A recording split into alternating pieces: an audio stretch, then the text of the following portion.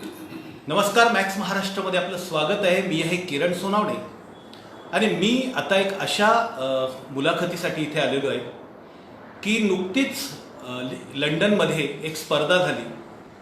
Face of Europe and the world अशा प्रकारची एक स्पर्धा झाली. त्या स्पर्धेमध्ये उल्हासनगरमधील अक्षता टाले यांनी ती स्पर्धा जिंकलेली आहे. त्या भारतातून फेस ऑफ द इंडिया म्हणून गेल्या होत्या स्पर्धेमध्ये भाग घेण्यासाठी आणि तिथून त्या जिंकून आलेल्या आहेत. एकूण त्यांचा हा जो का प्रवास आहे ते जाणण्यासाठी आपण इथे आलोय. आपल्यासोबत अक्षता टाले आहेत. स्वागत आहे तुमचं मॅक्स महाराष्ट्रमध्ये. काय सांगाल ही स्पर्धेबद्दल आणि काय होती स्पर्धा? ही स्पर्धा इंग्लंड, फोक्स्टोन इंग्लंड इथे होती आणि डिस्नीलँड पॅरिस इथे 3 दिवसाची ट्रिप पण होती. तर face of Europe and the world हा एक फॅमिली फ्रेंडली चॅरिटी पॅजंट आहे. तर यात हेडवे ईस्ट केंट म्हणून एक ब्रेन इंजुरीज ज्यांना असते त्यांच्या सोशल रिहॅबिलिटेशनसाठी त्यांना हेल्प करतं हे पॅजंट चॅरिटी गोळा करून. तर त्याच्यासाठी हे पॅजंट आहे आणि तिथे मी फेस ऑफ इंडिया म्हणून गेलेली. तर तिकडे टॉप 4मध्ये येऊन मला मिस इंटरनॅशनल टीन इंटरनॅशनल 2019 हे टायटल मिळालं. तुम्ही पाहिलं की ही अतिशय 18 वर्षाची अतिशय गोंडस अशी मुलगी आहे. पण तिच्याबद्दल फक्त तिने सौंदर्य स्पर्धेतच भाग घेतलेला नाहीये. तर 10वीच्या परीक्षेला तिला 100% मार्क आहेत. 12वीला तिला 90पेक्षा जास्त मार्क आहेत आणि अशा सगळ्याच प्रकारच्या आवडीमध्ये अक्षता ही भाग घेत असते. अक्षता ज्या परिसरामध्ये वावरते वाढली तो परिसर पाहिलं तर अशा म्हणजे सौंदर्य स्पर्धेमध्ये भाग घेणाऱ्या तरुणींसाठी किंवा मुलींसाठी, तसं स्वप्न जरी पाहणाऱ्या मुलींसाठी सुद्धा म्हणजे तशा प्रकारचा नाहीये. मग ती नेमकी या स्पर्धेमध्ये कशी काय आली, तिला असं का वाटलं, तर तुला ते विचारायचं आहे आपल्याला की तू आता समजा म्हणजे 10वीला तुला 100% मार्क होते, 12वीला तुला 90%पेक्षा मार्क होते. मग आपण सुंदर आहोत किंवा सौंदर्य स्पर्धेत भाग घ्यावा, आजूबाजूचं वातावरण असं नाही, तू कशी काय त्याच्यामध्ये गेली, काय कारण होतं? लहानपणीपासून एक स्वप्न होतं की काहीतरी वेगळं करायचंय आपल्याला. असं इंजिनियर आणि डॉक्टर सोडून किंवा जे सगळेच करतात ते सोडून आपल्याला काहीतरी वेगळं करायचंय. आणि 10वीत 100% जरी मिळाले तरी आर्ट्सच घ्यायचं ही जिद्द होती. म्हणून आर्ट्स घेतलं मी CHM कॉलेजमध्ये. आणि त्यानंतर मानुषी छिल्लर ही मिस वर्ल्ड 2017 झाली. हो. त्यानंतर एक मनात असं आलं की आपणही असं करू शकतो आणि एक तो विश्वास आला आतमध्ये, सगळ्यांनी दिला आजूबाजूच्यांनी की तू करू शकतेस. म्हणून असं मी एक ट्रेनिंग इन्स्टिट्यूट आहे, टियारा पॅजंट ट्रेनिंग स्टुडिओ पुण्यामध्ये. तिथे मी माझं नाव नोंदवलं आणि तिथे 1 महिन्याचं मी ट्रेनिंग घेतलं पॅजंट्समध्ये की कसं असतं पॅजंट्स, रॅम्प वॉक, मेकअप, सगळं हे ज्या गोष्टी आहेत फॅशन वर्ल्ड मधल्या त्याचं ट्रेनिंग घेतलं. आणि मग त्यानंतर मला तिकडून अपॉर्च्युनिटी मिळाली. फेस ऑफ इंडिया म्हणून मी सिलेक्ट झाली आणि मग जे पुढचं जे घडलं. फेस ऑफ इंडिया ज्यावेळेस तू सिलेक्ट झाली त्या ठिकाणी अनेक मुली असतील किंवा तू त्यांच्यामध्ये सुद्धा होती. तर मग आपण सौंदर्य स्पर्धेत भाग घ्यावं, आता कितीतरी मुली आहेत तर सौंदर्य माणसाच्या वेगवेगळ्या पद्धती असे त्याला हे नाहीये. तर म्हणजे ह्या सौंदर्य स्पर्धेतच भाग घ्यावं असं का वाटलं होतं की आपण बाबा माझे डोळे, माझे नाक, माझं कान, माझ्या अशा पद्धतीचं बॉडीली ब्युटीच्या संदर्भातलं काय म्हणजे हे आहे? कारण की तसं तर आपण तू ज्या परिसरामध्ये वावरते किंवा ज्या बॅकग्राऊंड मधून आली तिथे तर अशा प्रकारची कन्सेप्ट नव्हती. तसं मुळात पाहिलं तर सुंदरता बाहेरून नसते, पण एक आतून जी सुंदरता असते आपल्यामध्ये, ऑलराऊंडर असं मला सगळे म्हणायचे लहानपणीपासून की तू अभ्यासातही हुशार आहे, नाचही करतेस, ड्रॉइंग, पेंटिंग, सिंगिंग, ड्रामा. तर हे सगळं ऑलराऊंडर जी मुलं असतात ती मला असं कळलं की ह्या ज्या सौंदर्य स्पर्धा असतात त्यात सगळं पारखलं जातं. तुमचं कम्युनिकेशन स्किल्स, तुमची एम्पॅथी म्हणजे तुम्हाला सोसायटी बद्दल काय वाटतं हे सगळं पारखलं जातं. म्हणून सौंदर्य स्पर्धा की ज्यात सगळं समाविष्ट आहे.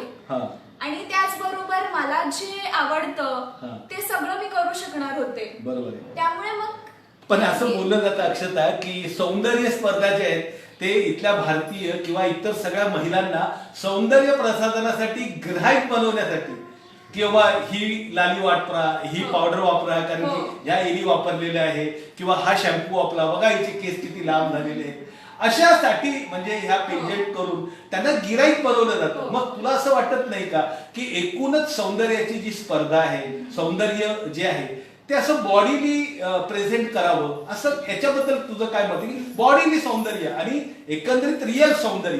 म्हणजे आता समजा उदाहरण घ्यायचं म्हटलं की आता सगळ्या याच्यामध्ये समजा आता मेधा पाटकरांचं आपण घेऊया, मग मेधा पाटकर सुंदर नाही आहेत का? किंवा समजा आता नेल्सन मंडेलांच्या विनी मंडेला म्हणून जिने आंदोलन केलं त्यांचं सौंदर्य नाही का? म्हणजे आपण सौंदर्याची फ्रेमवर्क करून बाकीच्या मुलींच्या संदर्भामध्ये कुठे इन्फिनिटी कॉम्प्लेक्स आणत नाही. मला आधीपासूनच एक कल्पना होती की हे असं ग्राहक निर्माण करण्यासाठी असतं, पण जेव्हा मी त्याच्यावर रिसर्च केलं तेव्हा मला हळूहळू एक एक गोष्टी कळत गेल्या की जी मुलगी असते तिला घडवणारं हे एक प्लॅटफॉर्म असतं. त्यामध्ये तिच्या सर्व गुणांना प्रोत्साहन दिलं जातं. त्यामुळे तिचा जो विकास घडतो, त्या मुलीचा जो विकास घडल्याने अनेक मुली इन्स्पायर होतात. त्या अनेक मुली इन्स्पायर होऊन त्यांना पण तेवढ्या विकासाची ती पायरी गाठण्यापर्यंतचा प्रवास घडतो. त्यामुळे ते असं एक आपण दृष्टिकोन जर बदलला तर हे सगळंच पॉझिटिव्हली आपण घेऊ शकतो. अक्षताने सांगितलं की दृष्टिकोन बदलला, महिलांना किंवा मुलींना ज्या अशा पेंजेंटमध्ये जातात त्यांना सगळ्या प्रकारच्या ऑल ओव्हर द पर्सनॅलिटी जी आहे त्याचं व्यक्तिमत्व विकासाच्या वेगवेगळ्या कल्पना म्हणजे मॉडर्न कल्पना ज्या आहेत, जगाच्या लेवलवरती ज्या कल्पना आहेत त्या त्यांची त्यांना माहिती होतं. आपण अक्षताशी परत बोलणार आहोत, पण आपल्यासोबत अक्षताची आई आहे आणि मुलीच्या याच्यामध्ये सगळ्यात महत्वाचा भाग जो असतो त्याच्या आईचा असतो. तर स्वागत आहे अनिताताई तुमचं मॅक्स महाराष्ट्रमध्ये. तुम्ही काय सांगाल अक्षताबद्दल? तिने पेंजंट जिंकलेली आहे आंतरराष्ट्रीय पातळीवर, तुम्ही तिच्या सोबत होता, काय अनुभव होता तुमचा आणि लहानपणापासून तिच्या एकंदरीत व्यक्तिमत्वाबद्दल काय सांगा? तिच्या यशाचा मला आनंद तर भरपूरच झालेला आहे, पण लहानपणापासून म्हणायचं तर आम्ही तिला स्वातंत्र्य खूप दिलं आहे. म्हणजे मुलगी म्हणून तिला असं कधी आम्ही तू हे करू नकोस ते करू नकोस हे आम्ही कधीच केलं नाही. तिच्या पप्पांनी पण नाही आणि मी पण नाही. त्यामुळे तिला जसं खुलायचं होतं, तिला जे करायचं होतं ते, असं नाही की तुला 100% मार्क मिळाले तर आता तुला इंजिनियरच व्हायला लागेल किंवा हीच परीक्षा किंवा तू सायन्सच घे, हे बर्डन तिला कधी येऊ दिलं नाही. बरोबर. त्यामुळे काय झालं ती स्वतः खुलत गेली. तिला डान्स मध्ये आवड होती तर तिला आम्ही डान्सच्या क्लासला टाकलं. कथ्थक ती एकदम विशारदला येतात. त्यामुळे आणि कुठल्या अभ्यासाचा आम्ही असं ताण दिला नाही. अभ्यास तिला कर असं म्हटलं नाही. मी तिला तिच्यासोबत चल आपण करूया. तुम्हाला काय म्हणजे सवयी होत्या किंवा तुम्हाला काय छंद होते? मला वाचनाचा छंद जास्त आहे. मी वाचन जास्त करते. मराठी वाचन मराठी मीडियम मध्ये शिकलेली आहे. पण मग जेव्हा जगत असताना शाळेत शिकत मला वाचनाची प्रचंड म्हणजे तेव्हा काय तुमच्या इच्छा होत्या डान्स करायला मिळालं नाही? डान्स मला आवडायचा, पण मला स्वतःला करायला नाही, मला बघायला खूप आवडतं. मला स्वतःला करण्यापेक्षा बघायला जास्त आवडतं. डान्स सिंगिंग मध्ये पण मला थोडी आवड होती, पण नाही त्यावेळेस नाही वडिलांनी एवढं शिकवलं वगैरे. पण ठीक आहे, म्हणजे त्याच्याबद्दल मला काहीच खंत नाहीये, पण माझ्या मुलीने काहीतरी करावं ही इच्छा होती. म्हणजे तुम्हाला असं वाटतं की तुम्ही जे मनात ठरवलं होतं की जसं तुम्हाला तुमच्या काळामध्ये तरुणपणामध्ये वाटत होतं की अशी मी मुलगी असावी, तर त्याची स्वप्न तुमची रिफ्लेक्शन तुमची मुलगी नाही, मला असं रिफ्लेक्शन नाही. मला तिला स्वतंत्र व्यक्तिमत्व घडवायचं. तिला जे करायचं ते माझ्यासारखं तिने व्हावं किंवा पप्पांसारखं व्हावं असं मला कुठलंही हे नव्हतं. मला होतं की तिने स्वतः भरारी घ्यावी आणि ती तिने घेतली.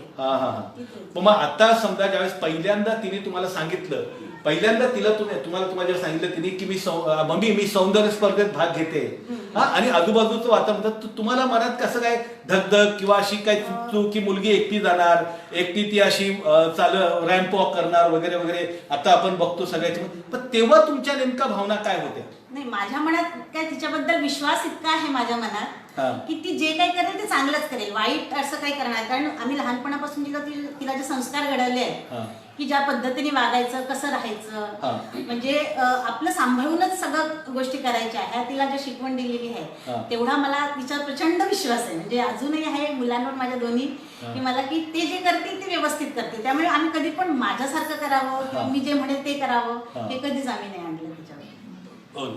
आपल्यासोबत अनिता ताई होत्या, त्यांच्यासोबत आपल्यासोबत आता अक्षताचे वडील सुद्धा आहेत.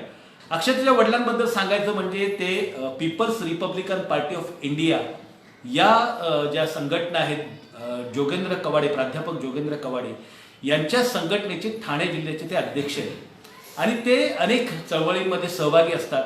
त्यांची मुलगी ही अक्षता आहे. आपण त्यांच्याकडे जाणार आहोत. प्रमोदजी, स्वागत आहे तुमचं.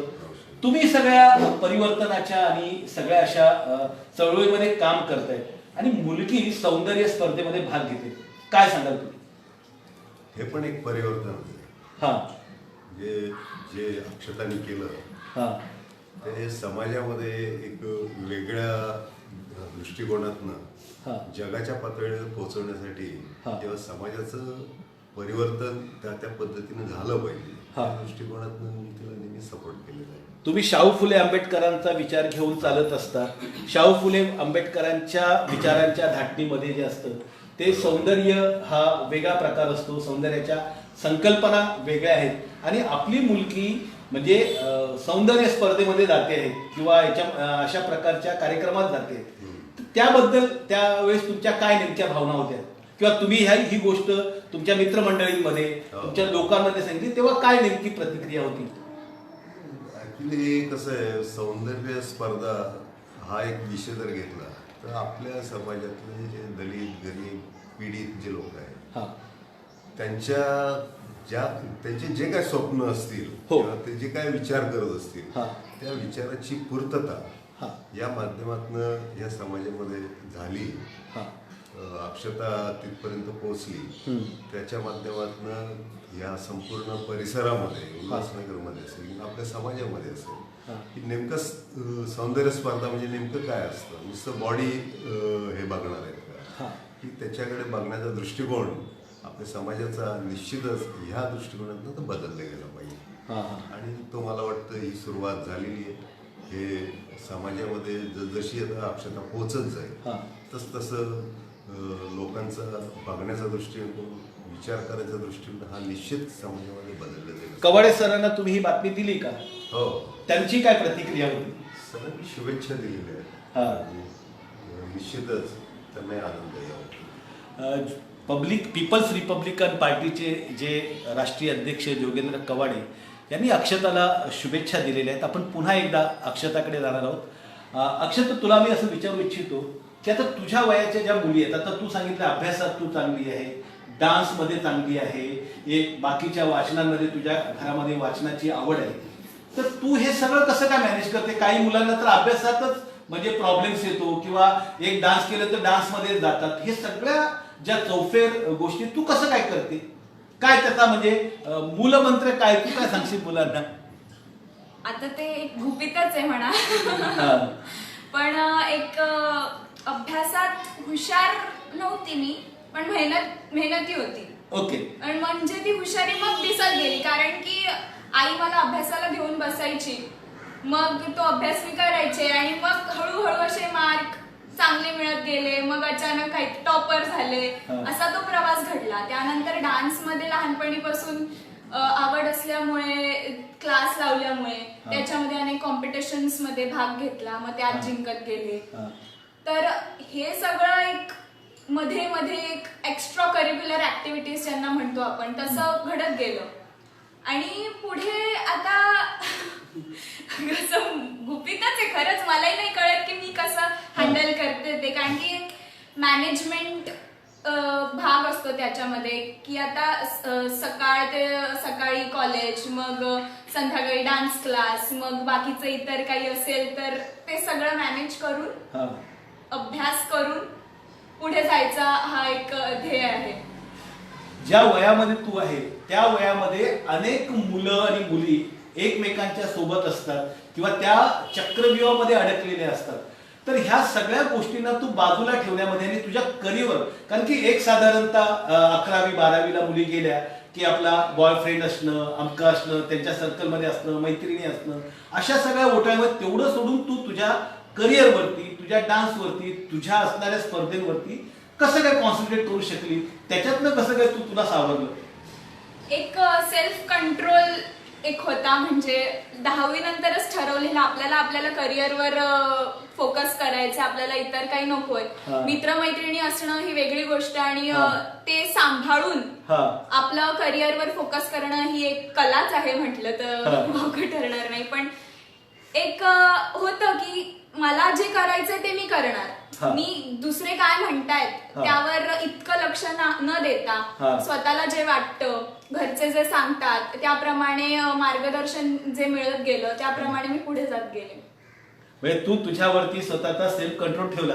मित्रांनो, नाहीतर 8वी 9वी झाली की आपण बघतो की मुलं मुली आपल्या स्वतःच्या पोगांडा अवस्थेतच स्वतःच्या करिअरचा पाथ बदलतात, वेगळ्या ठिकाणी जात असतात.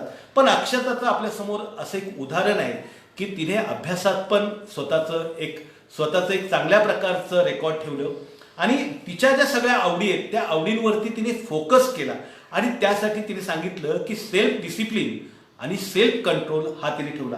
आपण आणखी एक तुला असा प्रश्न आहे की आता तू ह्या सगळ्या गोष्टी करते, तुझं नेमकं लक्ष काय आहे? म्हणजे नेमकं तुझा पाथ असा ठरलेला आहे का नेमकं ह्या ठिकाणी येत आहे? कारण की तुझा भाऊ जो आहे तो IAS मध्ये आलेला आहे आणि IAS मधनं तो आता पुढे IRS करतो, IRS मध्ये हे केलेला आहे. तर आता तुझं काय ठरवलंय करिअरच्या?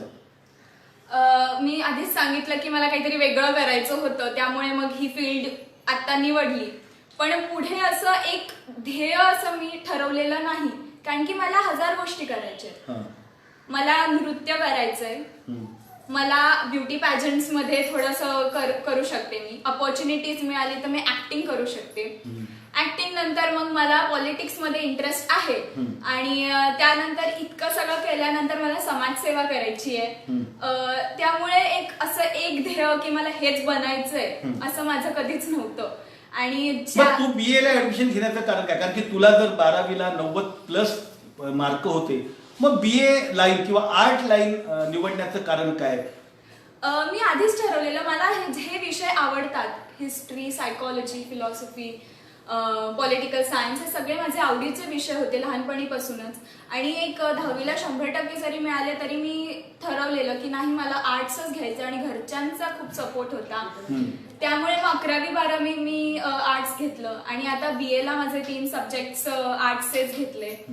त्यामुळे मला असं कधी प्रेशर नव्हतं की तू सायन्सच घे. जरी अनेक लोक मला म्हणत होते की तू सायन्स का नाही घेतलंस, एवढे चांगले टक्के मिळाले तुला. म्हटलं नाही, मला आवड ज्यात आहे मी त्यात घेईन, माझी स्वतंत्रता आहे. मी जशी इतर लोक चालतात तशीच नाही, माझा थोडीशी वाट वेगळी आहे. अरे पण आता ह्या देशातल्या लग्नाच्या बाजारामध्ये तू MCA आहे का, डॉक्टर आहे का, इंजिनियर आहे का, असे रेटिंग करून लोक आजकाल डिग्र्यांशी लग्न करतात. मग त्या ह्याच्यामध्ये तू काय म्हणजे ठरवलंय, समजा कशा पद्धतीने ठरवलंय? कारण की लोक तर विचारतील ना काय शिकलीस तू, मग काय त्याच्यामध्ये आता तुला असं वाटत नाही की आपलं थोडं नुकसान झालं वगैरे? अजिबातच नाही. म्हणजे हा विचार पण नाहीये की माझ्या ह्याच्यात की लग्नाच्या वेळेस माझं काय होईल वगैरे, कारण की माझा फोकस हा करिअरवर आहे आणि पुढे जे होईल ते होईल. आणि आता मला जे करायचं, मला जे आवडतं ते करणं, त्यातच सुख आहे. आणि सुखी नसला माणूस तर काय, म्हणजे आयुष्यात मिळवायचं काय, सुख मिळवायचंय, आनंदी राहायचंय, तर आपल्याला जे आवडतं तेच करावं, आपली स्वप्न पूर्ण करावं. बरं, तुझ्या घरामध्ये तुझी आजी, भाऊ, आई, वडील असे त्यातलं तू समजा एखादा प्रसंग आला की तू कुणाच्याकडून गाईड्स घेते किंवा कुणाकडून मार्गदर्शन घेत असते महत्वपूर्ण, तुझ्या एखाद्या समजा प्रॉब्लेम्स आला तर तुझ्या भावाची किती मदत होते, आईची किती होते, वडिलांची किती होते? पहिले तर मी आईजवळच जाते, म्हणजे जनरली की काही पण छोटे मोठे जरी प्रॉब्लेम्स असले तरी आईजवळ पहिले जाते. त्यानंतर आई आणि आम्ही असं सगळी फॅमिली मिळूनच असं डिस्कस करतो. आम्ही असं नाही की एकाकडूनच सजेशन घेते, मार्गदर्शन घेते, पण आम्ही एक कुटुंब म्हणून डिसिजन घेतो. काही प्रॉब्लेम्स असतील तर त्याचं सोल्युशन सगळे मिळून काढतो. दादाचा खूप मोठा वाटा आहे, तो खूप चांगले उपदेश देत असतो. आणि त्याचबरोबर आजी, बाबा हे इतर जे वर्ल्डली प्रॉब्लेम्स आहेत त्यावर सोल्युशन्स देतात. छोटे मोठे प्रॉब्लेम्स तर स्वतःही सॉल्व्ह करू शकतो. तू बोलली की मला समाजसेवा करायची आहे, त्यात नेमकं तुझं समाजसेवेची काय कन्सेप्ट आहे? समाजसेवा करायचं म्हणजे काय करायचं? समाजसेवा करायची म्हणजे जे आजच्या जे विकासाच्या वरून दुर्मिळ आहे की खूप लोक आहेत जे नाही आहेत, त्यांना विकासाची पायरी पोहोचली नाहीये त्यांच्यापर्यंत. तर त्या लोकांना वर आणून, त्या लोकांसाठी काही कार्य करून, त्यांना शिक्षण देऊन, त्यांना पण सगळ्या समाजाच्या लेवल पर्यंत अपलिफ्टमेंट ऑफ द सोसायटी, समजा अंडर प्रिव्हिलेज जे लोक आहेत त्यांच्यासाठी काम करायचं. मी आता तू तिथे जी युरोपला गेली होती तिथे नेमकं काय झालं ते सांगशील? नेमकं काय, कशा पद्धतीने? हो हो. पहिले फोक्सटोन इंग्लंड इथे आमची स्पर्धा होती. तर पहिले 2 दिवस रिहर्सल्स वगैरे होत्या की ग्रँड फिनाले जो असतो त्याच्यासाठी कसं रॅम्प वॉक हे ते सगळं शिकवलं त्यांनी. त्यानंतर आम्ही त्यांच्याकडून एक डिझनीलँडची ट्रिप होती आम्हाला पॅरिसमध्ये. तर 3 दिवस आम्ही डिझनीलँड पॅरिस इथे घालवले. सगळे देशाच्या मुली होत्या तिकडे. अनेक सगळे म्हणजे असे खूप मैत्रीचं वातावरण होतं आणि सगळ्या मैत्रिणी झाल्या, त्याच्यात खूप आनंद मिळाला. आणि मग त्यानंतर परत आम्ही इंग्लंडला आलो आणि इंग्लंडला ग्रँड फिनाले होता 6 तारखेला रात्री. तर तिकडे पहिले 3 राऊंड होते. पहिला राऊंड ओपनिंग ड्रेसचा होता, त्यांच्याकडून जो ड्रेस मिळालेला त्यांच्यामध्ये आम्हाला रॅम्प वॉक करायचं होतं. त्यानंतर फॅशन वेअर होतं, ज्यात मी आपल्या भारतीय संस्कृतीचा अनारकली हा ड्रेस परिधान केलेला आणि सगळ्यांना इतका आवडला तो की सगळे खूप कौतुक करत होते. त्यानंतर पुढे शेवटचा होता इव्हनिंग राऊंड. तर त्याच्यामध्ये रॅम्प वॉक होतं आणि असं करत करत तो प्रवास झाला आणि मग शेवटी रिझल्ट अनाऊन्स झाला. टॉप 4 अनाऊन्स झाले आणि टॉप 4 मध्ये माझं नाव आलं. आणि त्यानंतर मग मला हे मिस इंटरनॅशनलचा सॅश आणि क्राऊन मिळालं. तू त्या ठिकाणी लंडनच्या इथे बाबासाहेब आंबेडकरांच्या घराला किंवा त्या इथे भेटायला, तो काय अनुभव? आम्ही 6 तारखेला ग्रँड फिनाले झालं त्यावेळेस मग आमची नंतरची फ्लाईट असल्यामुळे आमच्याकडे 1 दिवस लंडनला होता. तर मग लंडनमध्ये पहिलं काम करायचं की डॉक्टर बाबासाहेब आंबेडकर हे आपल्या महाराष्ट्राचा गौरव, देशाचा गौरव, ते त्यांच्या घरी जाणं म्हणजे माझं भाग्य. तिकडे आम्ही गेलो चॉक फार्मला आणि तिकडे त्यांचं घर होतं खूप अतिशय सुंदर. तिथे त्यांची लायब्ररी, तिथे ते राहिले होते, तोच एक अनुभव खूप सुंदर होता. आणि खरंच म्हणजे तशी संधी परत कधी येणार माहिती. आता तुझ्या वयाच्या मुलींना तू काय सांगशील? माझ्या वयाच्या मुलींना असं सांगेन मी की आता जो काळ आहे, आता आपण युथ मध्ये आहोत आणि तोच सर्वात प्रोडक्टिव्ह एज असतं की तुम्ही खूप काही करू शकतात. ह्या एजमध्ये खूप अपॉर्च्युनिटीज असतात. अभ्यासाव्यतिरिक्त तुम्ही खूप काही करू शकता. त्यामुळे फोकस ठेवला की सगळं होतं. की तेच सांगेन की तुमच्यावर विश्वास ठेवा, स्वतःवर विश्वास ठेवा. तुमची जी स्वप्न असतील त्या दिशेने वाटचाल करा आणि नक्कीच यश मिळेल तुम्हाला. थँक्यू अक्षता, मॅक्स महाराष्ट्रशी बोलल्याबद्दल. ही होती अक्षता टाले आणि त्यांचा परिवार. आपण त्यांच्याशी बोललो. अक्षता अतिशय त्या टीनेजमध्ये आहे. तिने एवढ्या कमी वयामध्ये इतकी मोठी भरारी मारलेली आहे आणि तिचे अनेक स्वप्न आहेत. तुम्ही सुद्धा तुमची मुलं टीन एजमध्ये असाल तर अक्षता ही त्याच्यासाठी एक प्रकारचं प्रेरणा आहे की वातावरण कुठलंही असो, घरात कुठलंही असो, बाहेर कुठलंही वातावरण असो, तुम्ही कुठल्या वस्तीत राहतात, कुठल्या जातीत, कुठल्या धर्मात जन्माला येतात, त्याचं काही महत्त्व नसतं. तुमची स्वप्न किती मजबूत आहेत आणि त्या स्वप्नासाठी तुम्ही किती डिसिप्लिन आहात आणि स्वतः किती झोकून देतात. आणि असं जर झोकून देणं असेल तर तुम्ही कुठलंही स्वप्न तुमच्या जीवनातलं पूर्ण करू शकतात. हेच आपल्याला अक्षता टालेच्या या एकूण प्रवासाहून कळतात. तुम्ही जर ही बातमी पाहत असाल तर तुम्हाला नेमकं अक्षता टालेबद्दल काय वाटतं ते नक्कीच तुम्ही आम्हाला कमेंट्स बॉक्समध्ये लिहा आणि तुम्ही पाहत राहा नव्या युगाचा नवा मीडिया मॅक्स महाराष्ट्र.